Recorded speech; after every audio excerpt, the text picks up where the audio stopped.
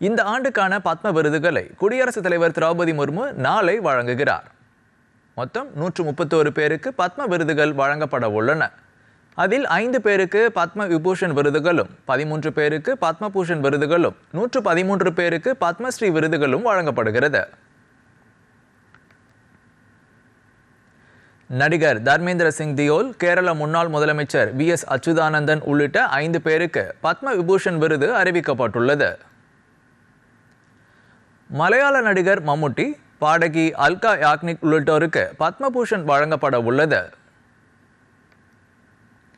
நடிகர் மாதவன், கிரிக்கெட் வீரர் ரோஹித் சர்மா, இந்திய மகளிர் அணியின் கேப்டன் ஹர்மன் பிரீத் கவுர் உள்ளிட்டோருக்கு பத்மஸ்ரீ விருதும் அறிவிக்கப்பட்டுள்ளது.